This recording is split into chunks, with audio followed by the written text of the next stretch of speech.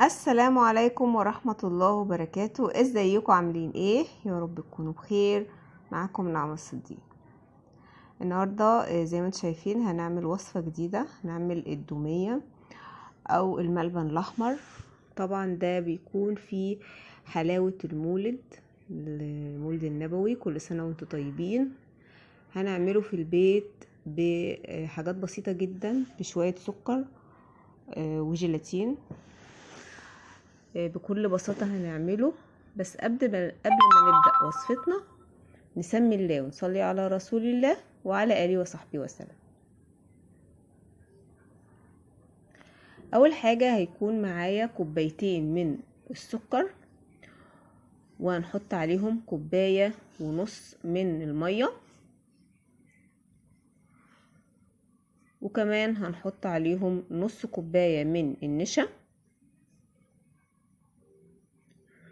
ومعلقة من عسل الجلوكوز او معلقة من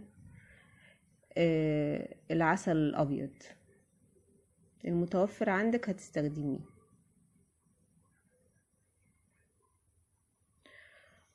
وهنقلبهم على البارد، وبعد كده هنرفعهم على النار. هنفضل نقلب فيهم كويس جدا كده زي ما انتم شايفين لحد ما يتكتل، يعمل معايا مهلبية كده. نستمر يعني في التقليب علشان ما يكلكعش. ادي كده هي، بصوا كده السكر داب وهي اتقلبت وبقت مهلبية معايا. هنجيب بقى لون غذائي وهنحطه عليها. طبعا هي معظمها بيبقى احمر، في الوان تانية بس هو الافضل لون اللي هو الاحمر. كمان انا حطيت معلقتين موارد على الخليط ده، وتقدروا ممكن تحطوا فانيليا. دي بقى نص كوباية من الجيلاتين، هحطه كده في بولة واحط عليه 1 كوباية من المية واقلبه كويس جدا جدا لحد ما الجيلاتين يدوب في المية. طبعا هو الجيلاتين بيدوب وبعد كده يتكتل بسرعة، فاحنا هنقلبه بسرعة جدا علشان ما يتكتلش معايا. وبعد كده بنضيفه على الخليط بتاعنا. طبعا هو لو كلكع شوية كده مش مشكلة، السخونة بتاعة الخليط بتسيح الجيلاتين وبتخليه يفك معايا. وهنفضل نقلب فيه بقى على النار شوية كده لحد ما يتقل معايا.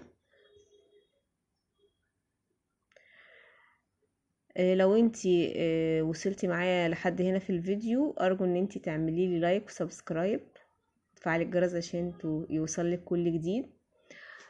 وعايزاكم تدعوا لابني مازن بالرحمة والمغفرة، وان ربنا يرحمه ويكون في الفردوس الاعلى من الجنة ان شاء الله. هنفضل بقى نقلب في الخليط بتاعنا كده كويس جدا لحد ما يتقل معايا. هو كده الجيلاتين متكتل شوية، هيدوب بقى بالسخونية اللي موجودة. وزي ما انتم شايفين تحسوا ان هو خف كده شوية. بعد شوية بقى لما يتشرب ويتبخر المية شوية هتبدأ يتقل تاني. طبعا هو بياخد حوالي كده، بعد ما احط عليه جيلاتين بياخد ربع ساعة اقلب فيه، وافضل اقلب علشان الحلة من تحت ما تتحرقش. لازم اقعد اقلب فيها كده. هو بيبدأ يتقل واحدة واحدة زي ما انتم شايفينه كده.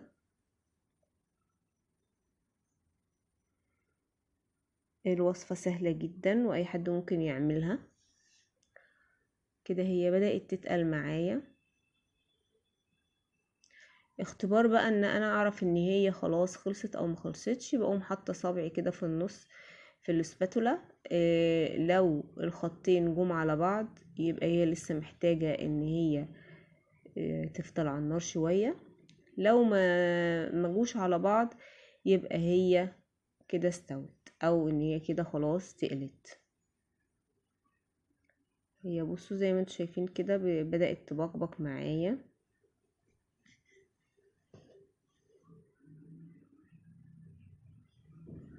هي ربع ساعة وبتكون خلصت. طبعا في المرحلة دي ممكن احط لها زداني نحط لها اي مكسرات. هي كان عندي شويه بندق كده حطيتهم.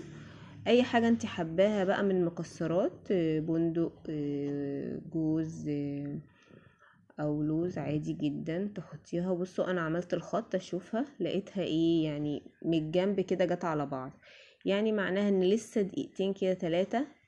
هي من النص ما جاتش على بعضها، ولكن من الجنب جت على بعض. هبدأ بقى برضو يعني الف فيها كده بالسباتولا دقيقتين كمان كده. هي بقبقت قدامي فوق زي ما انتوا شايفين اهي. هكون في الوقت ده انا مجهزة صينية صغيرة بقى للخليط ده، وحاطة فيها كيس، ودهنة الكيس بشوية زيت كده علشان لما تنشف واجي اقلبها بعد كده ما تلزقش.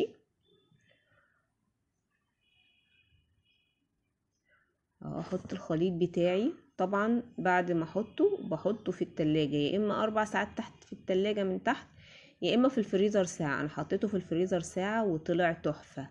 بعد ساعة هوريهولكوا خطير، وقطعته طلع خطير. وعايزه اقول لكم ان هو بيفضل بره التلاجة بقى، ما بيحصلوش اي حاجه ولا بيفك ولا اي حاجه. هو بيفضل زي ما هو، زي ما احنا بنشتريه كده جاهز، بيفضل زي ما هو. طريقته سهله جدا وطعمه خطير. عايزاكم تجربوه وتقولوا لي رايكم بعد ما تجربوه ان شاء الله. كده انا هحطه بقى في الفريزر ربع ساعه، ساعه معلش. هحطه ساعه كده. بعد ساعه طلع اهو. هرشه بس كده بالفرشة حبة زيت صغيرين عشان ما يبقاش بيلزق، واقلبه في اي طبق. بصوا طالع خطير. هبدأ اجيب سكينة، وبرضو حرف السكينة بعملها بفرشة كده بالزيت علشان اعرف اقطعه ما يلزقش في السكينة.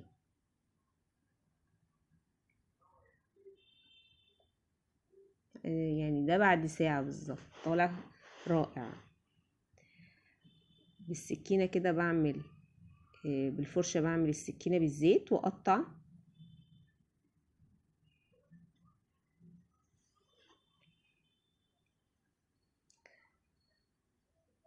هقطعه طبعا التقطيعة اللي انتوا عايزينها تعملوها. هو انا هقطعه مربعات صغيرة كده، وانتوا زي ما انتوا حابين طبعا. عايزة اقول لكم ان النوعية دي من الحلويات في حلاوة المولد بتبقى احلى حاجة. انا بدور عليها عشان اكلها، وهي حلوة قوي وسهلة، يعني عمايلها مش هتحتاج منكم حاجة. كده وصفتنا تكون خلصت. اشوفكم في وصفات تانية كتير، والسلام عليكم ورحمة الله.